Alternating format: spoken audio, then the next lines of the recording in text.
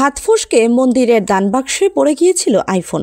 সঙ্গে সঙ্গে মন্দির কর্তৃপক্ষের কাছে ছুটে যান দীনেশ নামে ওই ব্যক্তি, কিন্তু কর্তৃপক্ষ আইফোনটি দেবোত্তর সম্পত্তি বলে তা দিতে অস্বীকৃতি জানিয়েছে। ভারতের তামিলনাড়ুর থিরুপরুরের আরুলমিগু কান্দাস্বামী মন্দিরে এমন ঘটনা ঘটে। পরে ওই ব্যক্তির কাকুতি মিনতিতেও কাজ হয়নি। ভারতীয় সংবাদ মাধ্যমের খবরে বলা হয়, তামিলনাড়ুর এক মন্দিরের এই ঘটনায় হইচই পড়ে গেছে সোশ্যাল মিডিয়ায়।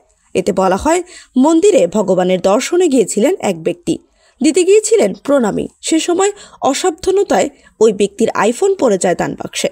স্বভাবতই মন্দির কর্তৃপক্ষের সঙ্গে কথা বলে ফোন ফেরত চান ওই ব্যক্তি, কিন্তু তখন ওই ব্যক্তিকে বলা হয় প্রণামী বাক্সে যখন ফোন পড়েই গেছে তখন তা মন্দিরের সম্পত্তি।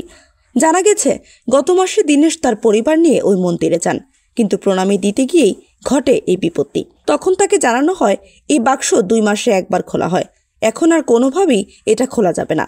হতাশ হয়ে বাড়ি ফিরে যান দীনেশ, অপেক্ষা করেন বাক্সটি খোলার। পরবর্তীতে বাক্স খোলার দিন মন্দিরে যান দীনেশ, কিন্তু কর্তৃপক্ষ আজব দাবি করে জানান মোবাইল এখন ভগবানের হয়ে গেছে, তাই সেটি আর ফেরত দেওয়া যাবে না। এ নিয়ে তর্কও হয়, কিন্তু নিজেদের সিদ্ধান্তেই অটল থাকে মন্দির কর্তৃপক্ষ। দীনেশ ফের অনুরোধ করে তারা জানায় গুরুত্বপূর্ণ নথির জন্য তিনি চাইলে সিম কার্ড বের করে নিতে পারেন। ভারতীয় সংবাদ মাধ্যমকে মন্দিরের নির্বাহী অফিসার বলেন, তার আইফোনটি দানবাক্সের মধ্যে পড়েছে আমরা নিশ্চিত নই, কারণ দানবাক্সটি লোহার বেড়া দিয়ে ঘেরাও করা।